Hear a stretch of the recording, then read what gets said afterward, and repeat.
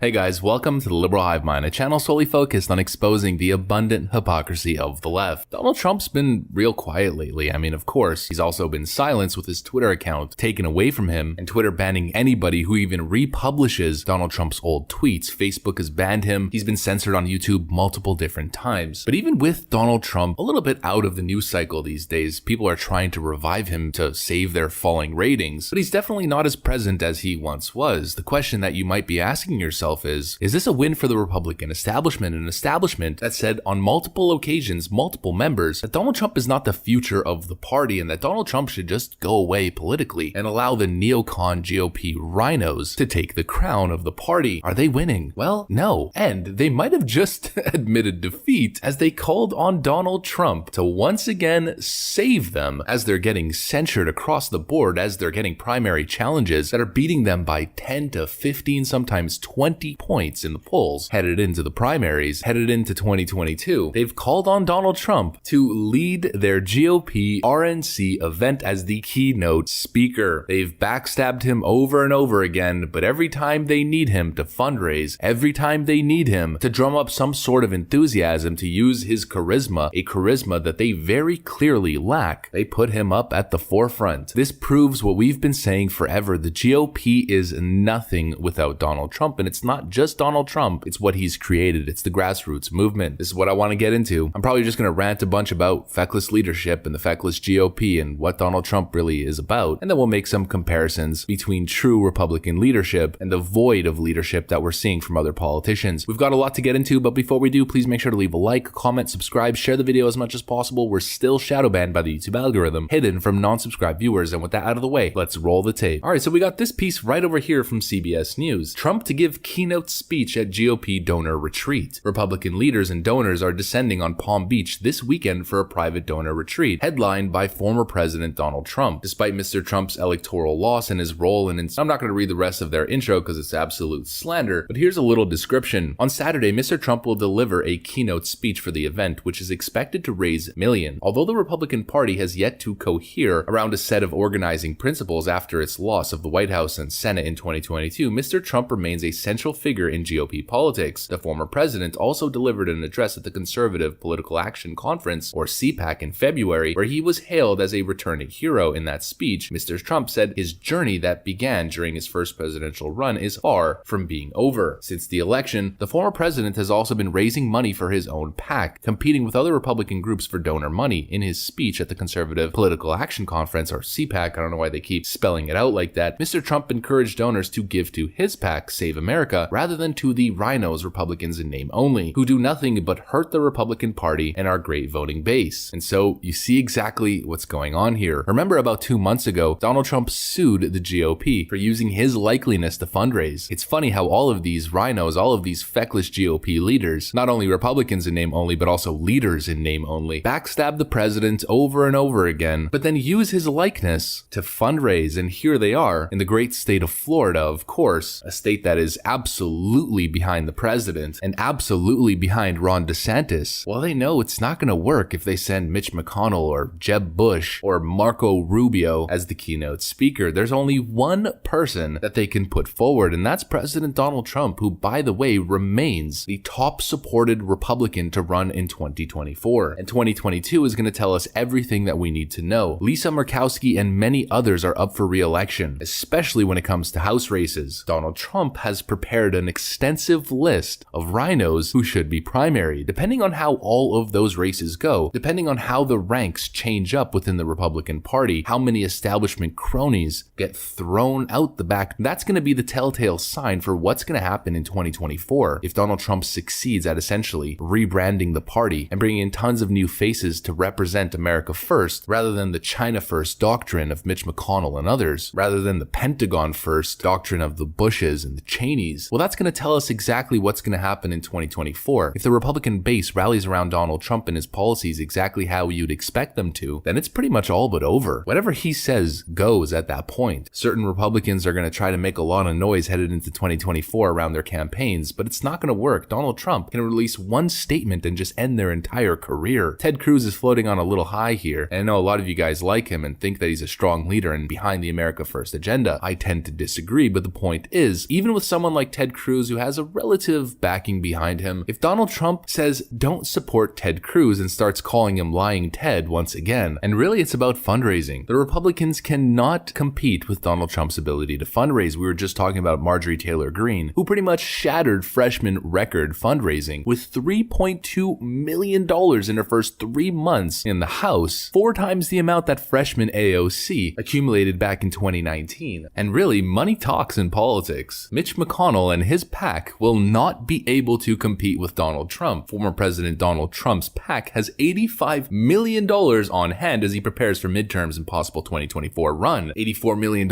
now. Imagine how much he can fundraise going forward. Every single time Donald Trump wants to fundraise, he can fundraise as if he's running for the general election. The man got 75 million votes. And for him to get grassroots support and grassroots donations, millions upon millions of dollars, he could do at the snap of his fingers. He doesn't need to right now because he's sitting on nearly $100 million. But once they start spending, once they start seriously spending in the primary challenges, if they need more, they'll get it. That's political power. That's a power that the Republican establishment does not have access to without Donald Trump. And so, really, they're left with no choice. They have choice A, which is Donald Trump as their candidate, or choice B, which is whoever Donald Trump endorses as their candidate. That's pretty much how it's gonna go. And people are starting to really get annoyed with the GOP, holding GOP rhinos, neocons accountable as they're slated to get primaried one after another. Every single one of them has a primary challenger that's starting to blow up in the polls. And speaking of getting frustrated with neocons, these headlines drive me crazy. McConnell bashes Biden's decision to study packing the Supreme Court. Mr. McConnell, who's been buddy-buddy with Biden the entire time, who backstabbed Donald Trump for his entire 4 years in office, played him when he needed him, and created a roadblock in front of Donald Trump when he didn't. And now, Mitch McConnell is unhappy with Biden's decision to study packing on the Supreme Court. McConnell, you're one of the reasons that the American people are in this predicament in the first place. You created this, or at least you didn't help fight against it. And hopefully, as annoyed as Republicans are with Republican leadership, specifically establishment leadership, hopefully the American people are as sick with Democrat leadership as they should be. Businesses have gone under. Freedoms have been taken away. They're now talking about a CCP-style COOF passport or vaccine passport to prove immunity before you're even able to go into an establishment or go to a ball game. Hopefully people are sick of it, and hopefully people are seeing what's going on in Texas and Florida and realizing that true leadership is actually fighting for constituents, fighting for your local economy, and fighting for constitutional freedoms that make America what it is. Florida reports fewer COOF cases per capita than New York, Pennsylvania, and Michigan. Come on, guys. The Democrats have said science, science, science, yet they continue to put you out of business based on arbitrary reasonings and in many cases anti-science decision-making, still siding with teachers' unions instead of putting your kids back in school. And they don't have the results to justify their decision-making. In fact, the opposite is true. And once again, a Democrat leader gets BTFO'd by SCOTUS. California must allow in-home religious gatherings. Another BTFO. And we also have another Republican state, the state of Georgia, where Brian Kemp is announcing that he is going to be lifting COOF restrictions. And so, of course, I'll say it, history, time will reveal who was on the right side of the issue. I don't know definitively yet who's going to win this little experiment, this little competition, but I have a feeling, just an inclination, that it's definitely not going to be the Democrats, and maybe the Republicans will be the heroes of the day, the heroes of freedom and prosperity for the middle class, hopefully, which might pick up some serious momentum headed into the 2022 midterms. That's really what's going to tell us everything that we need to know. Headed into 2022, if the Democrats lose the Senate, lose the House, and they accomplished basically nothing for the first 2 years of Joe Biden's presidency, as even Democrats in the Senate are breaking ranks on some of these ridiculous proposals from the Democrats, as the border crisis expands, as the economy worsens, as foreign policy blunders continue, and then on top of that, Republican states are the victors of the COOF pandemic. If that doesn't lead to an absolute blowout in 2022, not only for the Democrats, but for the Republican establishment, then I'd be very, very surprised, and I'd question the rationality and the motives of voters in the midterms. That's the video that I got for you guys on this one. If you enjoyed it, please make sure to leave a like, a comment, subscribe, share the video as much as possible. We're still shadow banned by the YouTube algorithm. Of course, you know how it is. You cannot question the mainstream narrative. So if you guys want to help us in our competition against the mainstream, then just share the video as much as possible. But I gotta get back to it. I want to thank you for watching, and I'll see you on the next one.